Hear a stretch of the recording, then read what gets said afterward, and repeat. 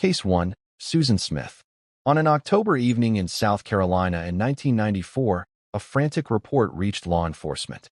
A young mother named Susan Smith claimed that a man had approached her vehicle, taken control of it, and driven away with her two young sons still inside. The report immediately captured national attention.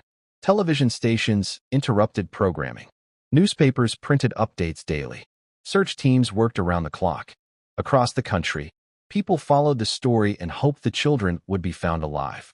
At first, Susan Smith appeared to be a grieving mother desperate for answers. She made public appeals through television interviews. She asked for prayers. She spoke directly to the person she claimed had taken her children. The emotional appeals generated sympathy from millions of viewers. But while the public focused on the search, investigators focused on details. As interviews continued, authorities began comparing Susan's statements with physical evidence and timelines.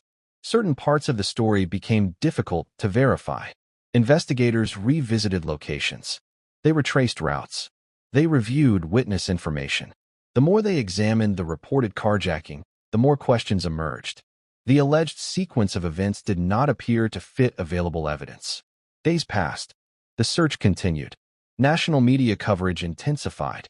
Meanwhile, investigators continued interviewing Susan repeatedly. Law enforcement officials often revisit statements during major investigations, looking for inconsistencies that may not be obvious during an initial interview. In this case, repeated questioning gradually revealed contradictions. After 9 days, the investigation reached a turning point. Susan Smith confessed. Authorities learned that the carjacking story had never happened. Her vehicle had entered a lake with her two sons still inside. The confession abruptly ended one of the largest searches in South Carolina history. Public attention immediately shifted from a search for missing children to a criminal investigation. News organizations across the country covered the development. Court proceedings followed. Prosecutors presented evidence regarding Susan's actions and statements before and after the incident. The defense presented its own arguments regarding her mental and emotional condition. The case generated intense public discussion.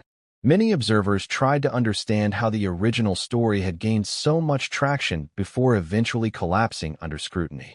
Throughout the proceedings, investigators emphasized the importance of evidence-based analysis. The breakthrough did not come from a dramatic discovery. Instead, it came from patient investigative work, interviews, timeline reviews, verification of statements, and continued examination of details that failed to align. In 1995, Susan Smith was convicted. She received a life sentence. Decades later, the case remains one of the most widely discussed criminal investigations involving a parent in modern American history. Television documentaries continue to revisit the story. Court records remain publicly available, and discussions about the investigation frequently focus on one central lesson. Initial narratives can be powerful, but investigators must follow evidence rather than assumptions. In this case, a nationwide search began with a story that millions believed. The outcome demonstrated how careful investigative work can eventually uncover facts hidden beneath public perception. As one case concluded, another investigation in a different state would raise similar questions about conflicting accounts and the importance of evidence. Case 2. Diane Downs. Late one evening in Oregon during 1983, Diane Downs arrived at a hospital with her children. Her account was immediate and dramatic. She told authorities that a stranger had approached her vehicle on a rural road and attacked the family. The story attracted attention quickly. Investigators began documenting her statement and collecting evidence. At first glance, the account appeared straightforward. A violent encounter with an unknown offender, an unexpected attack, a mother seeking help. But almost immediately, investigators encountered problems. The physical evidence raised questions. Witness observations raised questions. Even portions of Diane's own account raised questions. As investigators reconstructed the timeline, they discovered discrepancies that became increasingly difficult to ignore. Experienced investigators understand that witness memories can vary. However, significant contradictions often require closer examination. That process became central to the case. Authorities revisited the scene. Evidence was reviewed repeatedly. Investigators compared physical findings against Diane's description of events. Gradually, the two narratives began moving in different directions. One was the story Diane continued to tell. The other was the story emerging from the evidence. As scrutiny increased, media attention followed. News organizations reported developments extensively. Public interest grew as investigators continued working through inconsistencies. One major turning point came when forensic evidence failed to support important elements of Diane's account. Investigators also examined her behavior before and after the incident. Witnesses provided additional information regarding her personal circumstances. Taken individually, some details appeared minor. Taken together, they formed a much larger picture. Authorities ultimately concluded that the stranger described by Diane did not exist. The investigation shifted focus directly toward her. Arrest and prosecution followed. Court proceedings attracted significant media attention. Jurors heard testimony from investigators, witnesses, and experts involved in the case. The prosecution argued that the evidence pointed clearly toward Diane. The defense challenged those conclusions. After reviewing the evidence, the jury returned guilty verdicts. Diane Downs received a life sentence. The case did not disappear after conviction. Over the years, parole hearings and media interviews kept public interest alive. Documentaries revisited the investigation. Books examined the evidence. Television programs explored unanswered questions that continued to interest viewers. What makes this case particularly notable is the investigative process itself. Rather than relying on a confession, investigators built the case through evidence, witness accounts, and systematic examination of the original story. Each inconsistency became another piece of a larger puzzle. Eventually, those pieces formed a picture that differed dramatically from the account first presented to authorities. The case remains an important example of why investigators verify every detail, regardless of how convincing an initial statement may appear. For many observers, the investigation demonstrated the value of persistence. The truth was not uncovered through a single breakthrough. It emerged through careful analysis, repeated review, and a willingness to question assumptions. And as this case came to a close, another investigation in Texas would soon become one of the most widely discussed family crime cases in American history. Case 3. Andrea Yates. When emergency operators received a call from a home in Houston, Texas, in June of 2001, the information they received immediately signaled that investigators would be facing an unusual and deeply complex case. The caller was Andrea Yates. She calmly informed authorities that her children were no longer alive. There was no report of an unknown intruder, no claim of a kidnapping, no attempt to direct investigators toward another suspect. From the beginning, authorities knew exactly where to focus their investigation. Yet despite the apparent clarity of the situation, the case would quickly become one of the most discussed criminal proceedings in modern American history. Andrea Yates and her husband, Rusty Yates, were known within their community as devoted parents raising a large family. They had 5 children. Friends and relatives described the family as private and deeply religious. To outsiders, they appeared to be managing the challenges of a busy household. Behind the scenes, however, Andrea had experienced significant mental health struggles for years.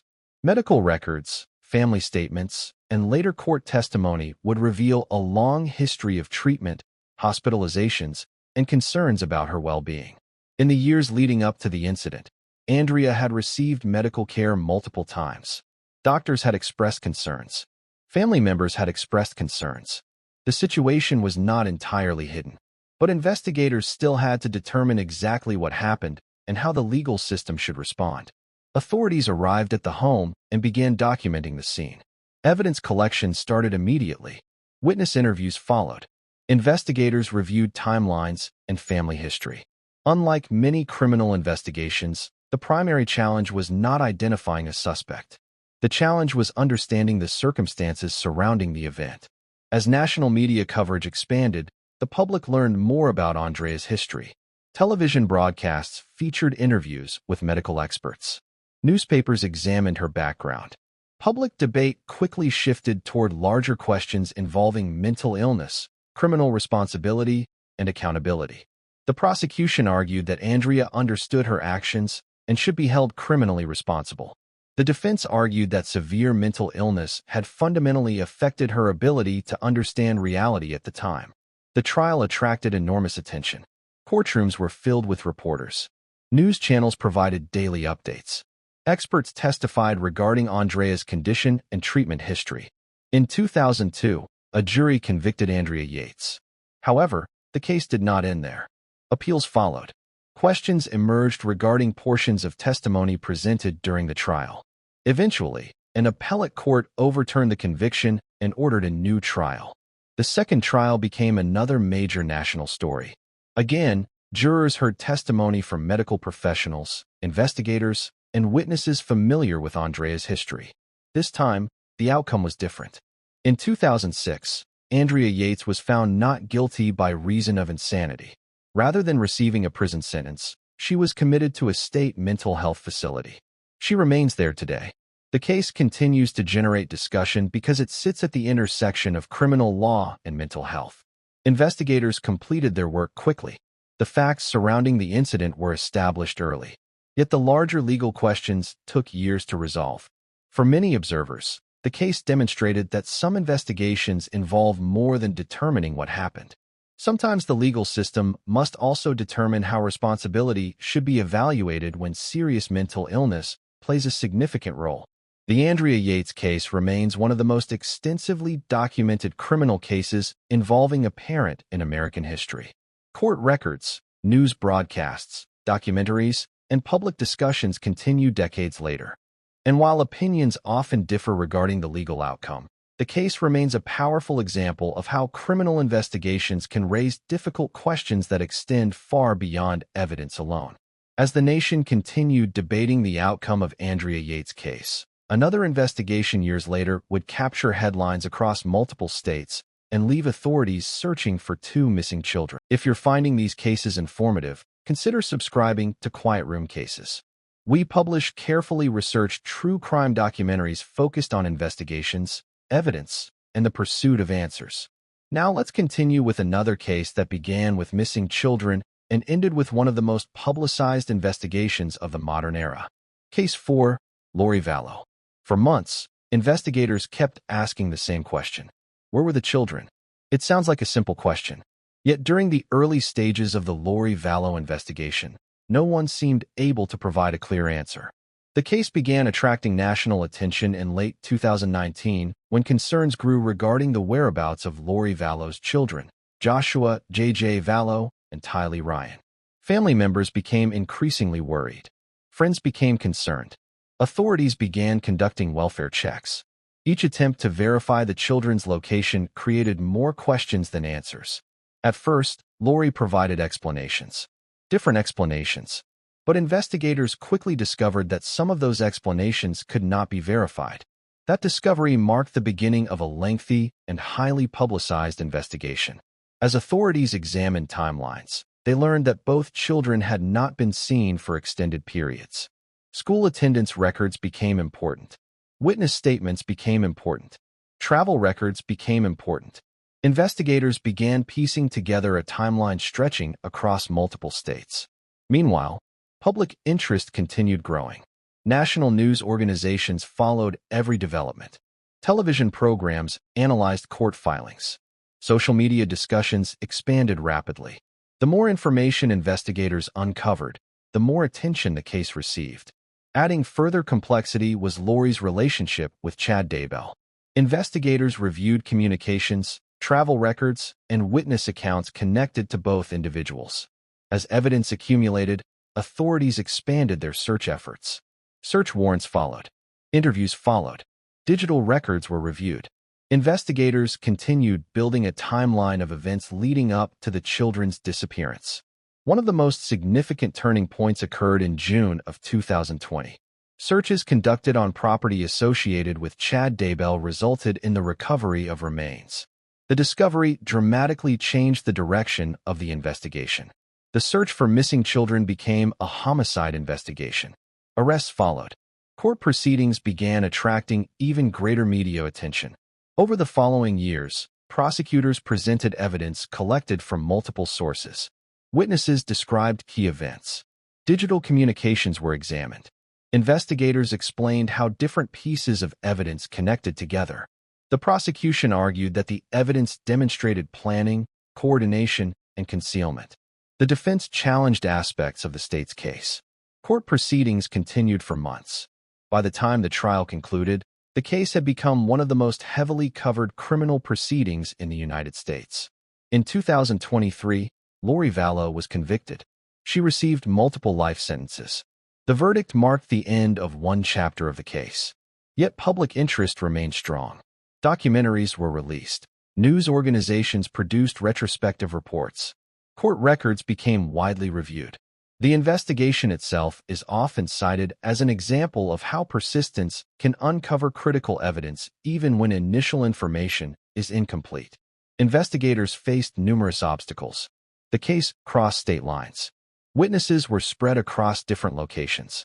Timelines required extensive reconstruction. But step by step, authorities assembled the evidence necessary to present their case. Today, the Lori Vallow investigation remains one of the most widely documented true crime cases of the 21st century. Its extensive media coverage, courtroom footage, police records, and public documents continue to make it a frequent subject of documentaries and news features. And while this investigation focused heavily on missing persons, the next case would move in a very different direction, involving a confession that quickly became the central piece of evidence. Case 5. Christina Riggs. Before investigators had fully assembled the timeline, one fact immediately stood out. The person at the center of the case was not denying involvement. In November of 1997, emergency responders were called to a residence in Sherwood, Arkansas. Inside the home, authorities discovered that two children, Justin Riggs, age 5, and Shelby Riggs, age 2, had died. Their mother, Christina Riggs, was also found in medical distress and was transported for treatment. From the beginning, investigators faced a case that differed from many others. There was no search for an unknown suspect. There was no lengthy effort to identify who had been present. Instead, investigators focused on understanding exactly what had happened and why. Christina Riggs worked as a licensed practical nurse. Those who knew her described a woman who had been facing financial and personal difficulties in the months leading up to the incident.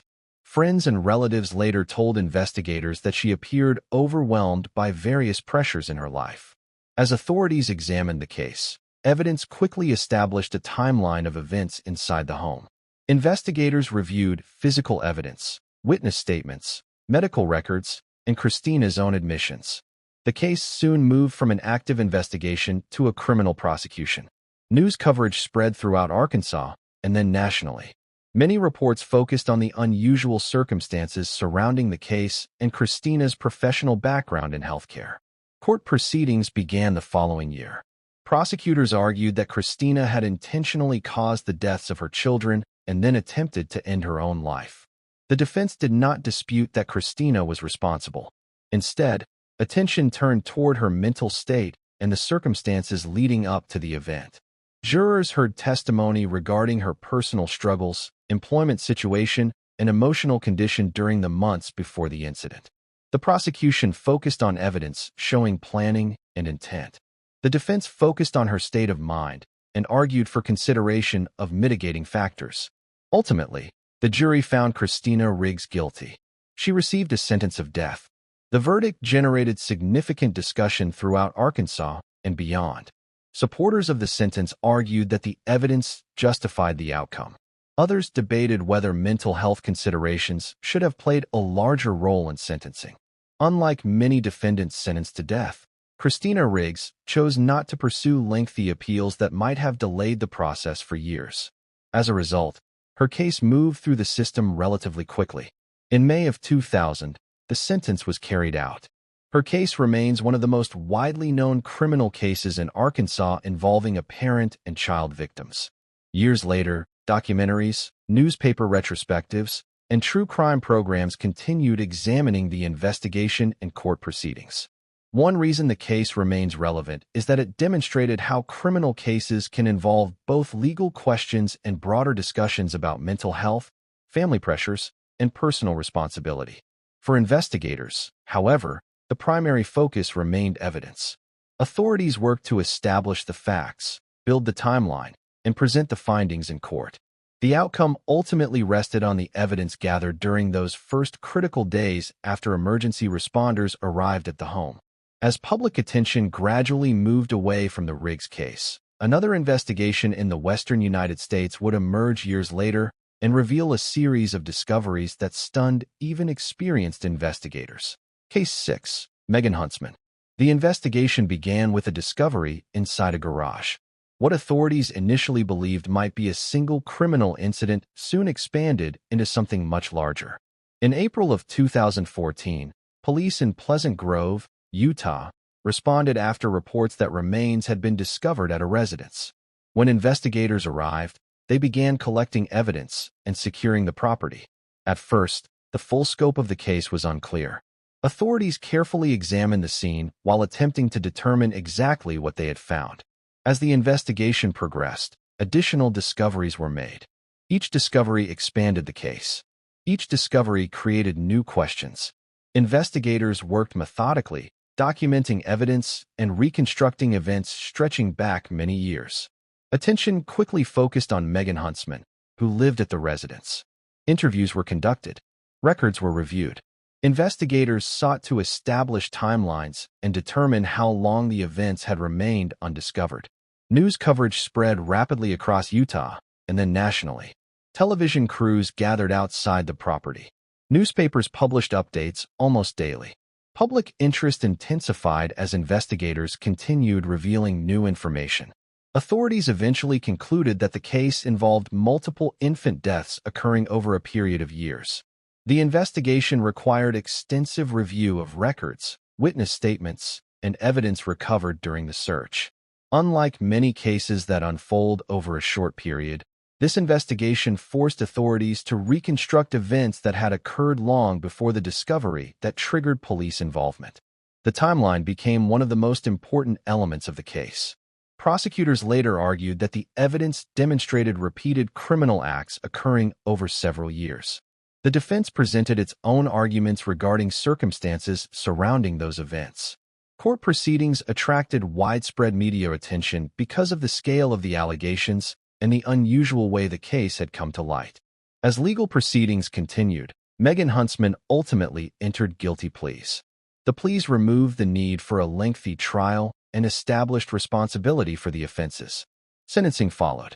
The court imposed a lengthy prison term.